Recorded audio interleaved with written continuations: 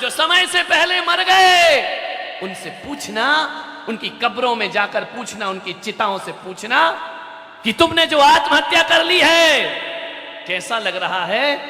शायद यदि सुनने वाले कान होंगे तो जलती चिता से आवाज आएगी, कब्र के भीतर से आवाज आएगी कि भाई साहब, जो गलती मैंने की है वो जिंदगी में तुम कभी ऐसी गलती कभी मत करना। मैंने बहुत बड़ी गलती कर ली, इतना मनुष्य तन मिला और समय से पहले इस मनुष्य तन को नष्ट करो। जीवन की आखिरी सांस तक ईमानदारी से जियो, जिंदगी की जंग लड़ करके जियो। जिंदगी उसी का नाम हुआ करता है। मरने की बातें मत करिए, ध्यान रखना।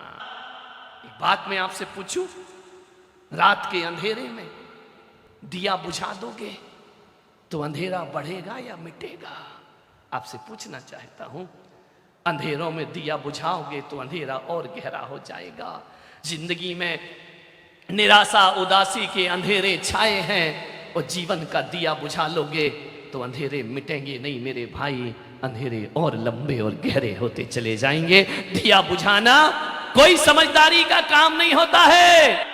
आदमी आत्महत्या करने को तैयार हो जाया करता है।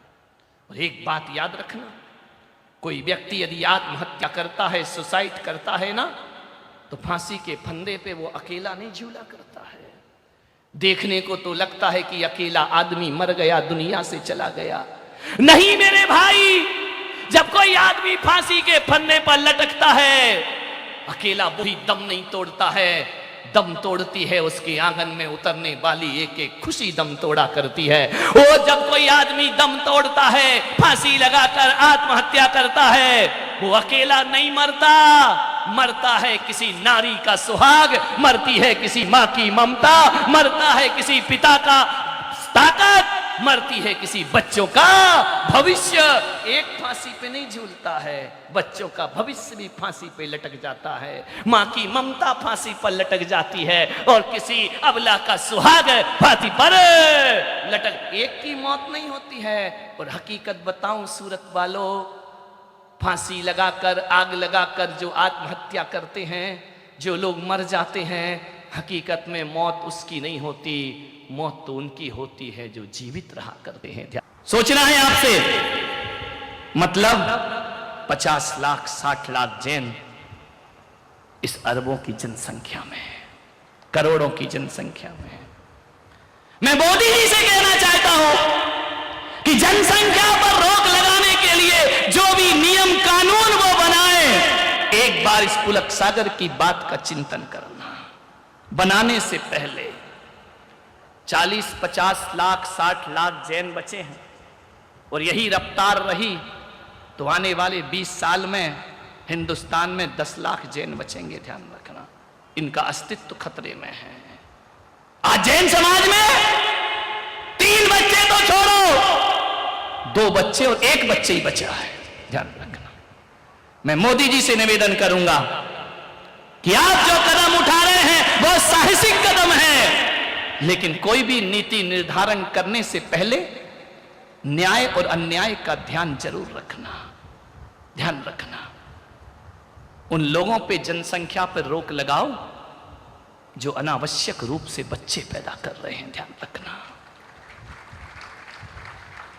अनावश्यक बच्चे पैदा हो रहे हैं। इस देश की जनसंख्या को बढ़ाने में जैनों का हाथ नहीं है। ध्यान रखना, जैन के हाथ तो एक ही बच्चा है। पढ़ी लिखी समाज है, सभ्य समाज है। ऐसा नहीं है कि और समाज सभ्य नहीं है।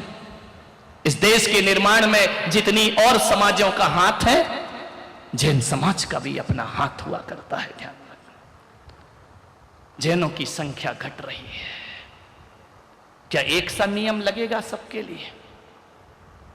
जहां ज्यादा हो रहे हैं उनके लिए भी वही कानून, और जहां एक है वही, फिर तो अन्याय हो जाएगा देश के साथ। हमारा अनावश्यक रूप से बच्चे पैदा हों तो पाबंदी लगाओ, लेकिन यहां तो हमारी समाज के अस्तित्व पर प्रश्न चिन्ह लगा हुआ है। यहां तो हमारी समाज का अस्तित्व खतरे में है। ये त्याग, तपस्या, वैराग्य, ये कठोर साधनाओं का इतिहास हमारी समाज का, हमने अपने जीवन में लोगों के लिए, देश की रक्षा रक्षा के लिए जैन साधु अपने तन के कपड़े भी उतार करके फेंक दिया करता है, अंजलि भर खाता है और एक कमंडल पानी में 24 घंटे गुजार दिया करता है। वो जैन समाज जिसने इस देश को बहुत कुछ दिया है। दिया क्या है? ये देश अपना है, हम इस देश के वासी हैं। मैं मोदी सरकार से निवेदन करूंगा कि नियम सब पे एक सा नहीं लगना चाहिए। कानून क्या होता है? बड़ा अपराध तो बड़ी सजा, छोटा अपराध तो छोटी सजा।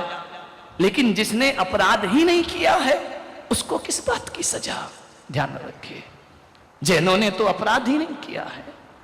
मैं आपसे निवेदन करता हूं कि जब भी जनसंख्या पर नीति निर्धारण हो, एक समाज हिंदुस्तान में अल्पसंख्यक से भी अल्पसंख्यक है, उसका कोई वजूद नहीं है, लेकिन वो मुट्ठी भर समाज देश को मजबूती प्रदान किया करती है। ध्यान रखना।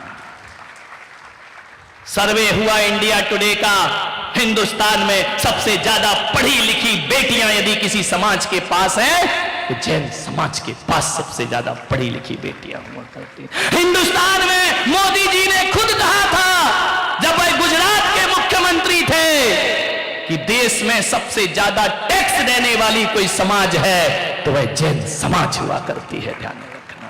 सबसे बड़ी दानशील समाज, जो धर्म समाज परोपकार के लिए लाखों रुपए दान कर दिया करती है, उस समाज का अस्तित्व खतरे में है। मोदी जी, मैं आपसे कहूंगा कि मैं आपके सामने हमारी समाज का अस्तित्व कैसे बचे, ये प्रश्न एक जैन संत देश के प्रधानमंत्री के सामने रखता है। कैसे बचे हमारा अस्तित्व? कैसे बचेगा ये जैन समाज? ये तो दिनों दिन कम होता जा रहा है। ये आवाज मेरी मोदी जी तक पहुंचाओ। हमारी समाज ने जनसंख्या वृद्धि में कोई सहयोग नहीं किया है, और जो जनसंख्या दिनों दिन रात दिन बढ़ा रहे हैं ना, ये 12-12, 13-13 बच्चे हो रहे हैं, उन पे कुछ करो मेरे भाई। हम लोगों पे कुछ करने की जरूरत नहीं है। ध्यान रखो। मान्यवर, आपसे निवेदन है, जैन समाज में एक बच्चा इसलिए होता है कि वो पढ़ी लिखी साक्षर समाज है। वो अपने बच्चे को उच्च शिक्षा प्रदान करना चाहती है, अच्छे संस्कार देना चाहती है, लेकिन पढ़ाई महंगी है, इसलिए जैन समाज बच्चों की लाइन नहीं लगाती है। ध्यान रखना। एक ही बेटा पैदा करती है। आपसे निवेदन है मेरा, जैन समाज से भी मेरा निवेदन है, अकेले मोदी जी के कहने से कुछ नहीं होगा। आज आपसे कह रहा हूं और मोदी जी से भी मैं कहूंगा, ऐसा कानून लेकर आओ कि जिस घर में 3 बच्चे हों, ध्यान रखना, ऐसा कानून लाओ जिस घर में 3 बेटे हों, उसमें एक बेटा सेना में भर्ती करना अनिवार्य होगा। ध्यान रखिए। कोई भी समाज हो जिस घर में 3 बेटे हो, एक बेटा देश के लिए समर्पित करना पड़ेगा, राष्ट्र के लिए समर्पित करना पड़ेगा, उसे भारतीय सेना में भर्ती होना पड़ेगा। ध्यान रखिए। मैं आपसे निवेदन कर रहा हूं, 3 बच्चे हों जैन समाज में, एक तुम्हारे बुढ़ापे के काम आए, एक हम साधु संतों की व्यवस्था करें, और देश की रक्षा के लिए तीसरा बेटा जाना चाहिए। ध्यान रखना। सोचना है आप।